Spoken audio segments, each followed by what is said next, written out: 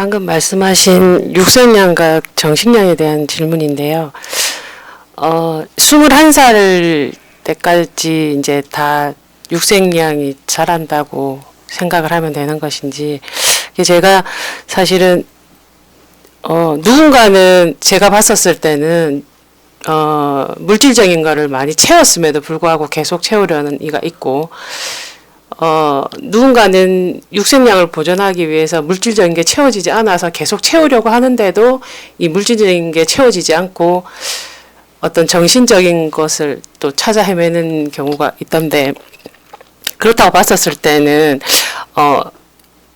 물질적인 게 채워지지 않았어도 이 부분에서는 이 사람은 정신적인 것을 먼저 채워야 하기 때문에 물질적인 것을 주지 않는 것인지, 그래서 육생량을 채우는 부분에서 제가 생각할 땐 이만큼의 물질적인 것도 같이 채워져야 이런 부분이 이제 완성이 된다고 생각을 하는데, 그거는 채워지지 않고 정신적인 것만 계속 이렇게 가야 하는 것인지에 대한 궁금증이 무슨 있습니다. 질문인지 잘 알겠습니다.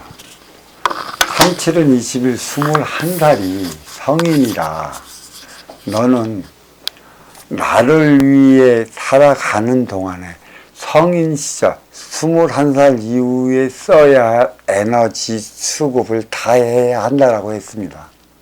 보편적으로.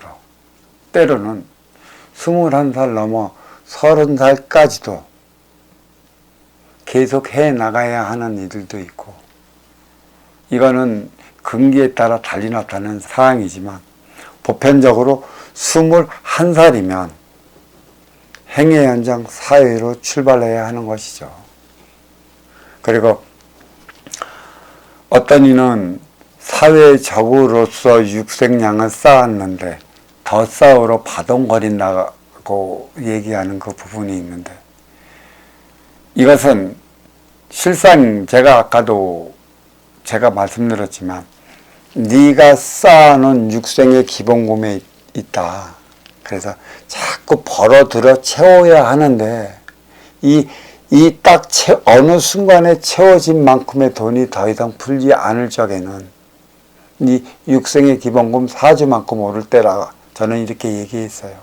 그러니까 여기서 여기까지 올 때는 어느 때는 많이도 들어오고 적게도 들어오고 하면서 올라갔는데, 딱 올라갔다 하면 돈이 쌓이는 게 무지 지지부진합니다.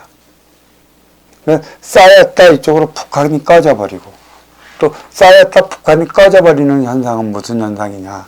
나를 위해 살아왔으니까 너를 위해 살아와야 한다는 그 뜻을 얘기를 하는 것이죠.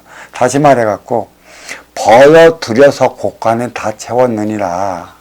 곳간 안에는 네가 직접적으로 육생량을 벌어들여서 채울 곳간은 이제 없느니라는 그 표적을 주는 게 바로 벌었는데도 자꾸 지지부진한 상태로 더 이상의 돈을 벌지 못하는 것을 얘기를 하는 것입니다.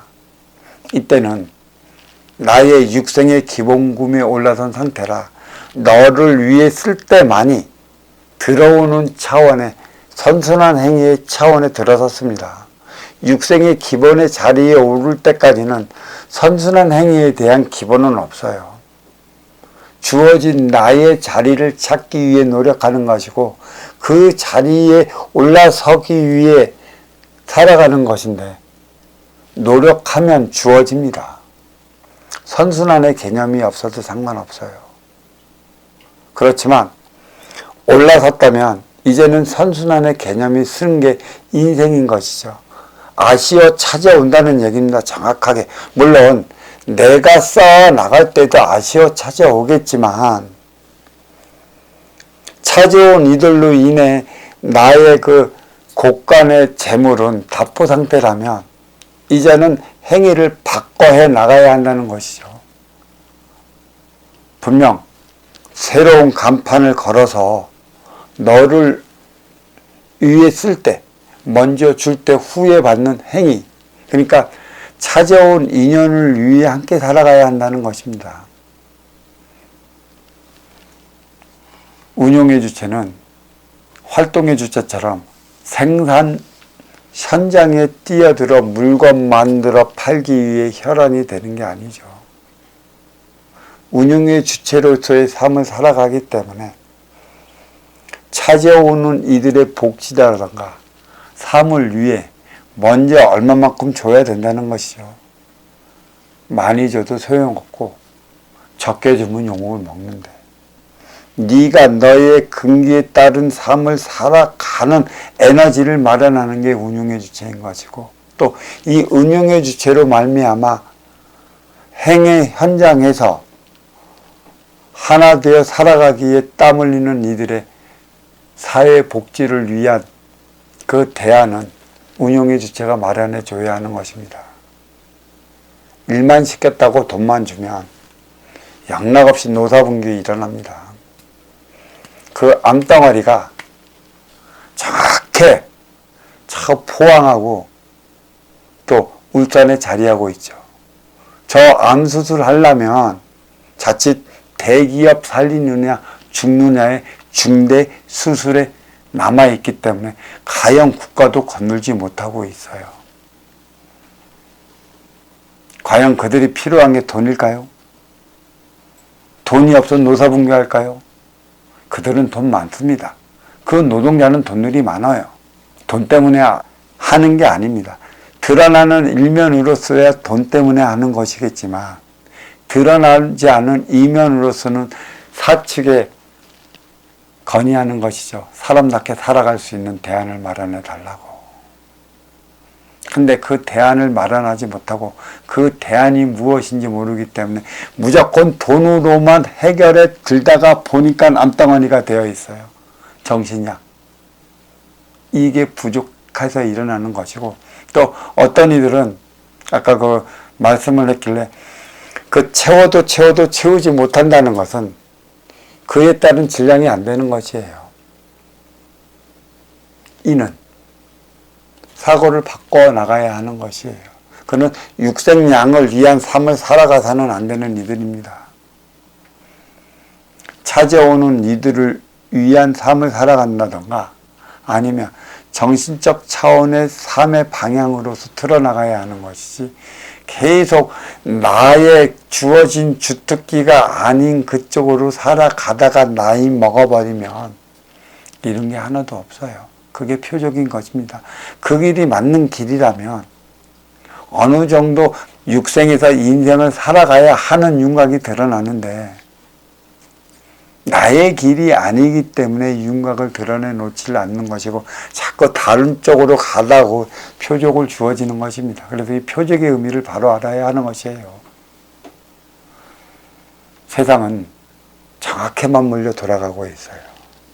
대자연은 정확히 맞물려 돌아가고 있다는 것입니다. 그게 섭리, 이치, 순리라는 것인데, 내 욕심으로 섭리, 이치, 순리에서 벗어나는 것이에요.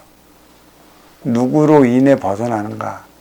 내 앞에 온 인연을 통해 나는 벗어나요. 누구는 성공했다네, 누구는 대기업에 취직했다네, 누구는 누구를 잘 만나 진짜 떵떵거리고 살고 있다네, 그런 소리 들면 인간은 기가 죽어버리고 열등의식이 생겨버리고, 한편으로는 경쟁의식에 불타오른다 하겠지만 내가 그에 따른 그 근기가 안 된다면 결국은 나는 육생양을 위해 허부적 거리다가 이슬도 없이 이슬로 사라져 버립니다. 분수를 알아야 한다는 소리도 많이 하지만, 그래서 우리 사회에는 운용의 주체가 필요하죠. 육생양을 필요로 하는 이들에게는 육생양을 위한 운용의 주체가 필요한 것이고, 정신양을 필요로 하는 이들에게는 정신양을 필요로 하는 운용의 주체가 필요한 것입니다.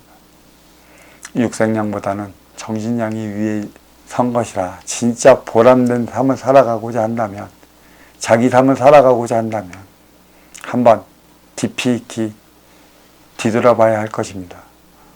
무엇이 잘못되어서 나의 육생량이 쌓이지 않는지, 이것만 안다면 소명을 위한 소임을 다하지 않겠나, 저는 이렇게 생각하는 바입니다. 자, 여기까지 하겠습니다.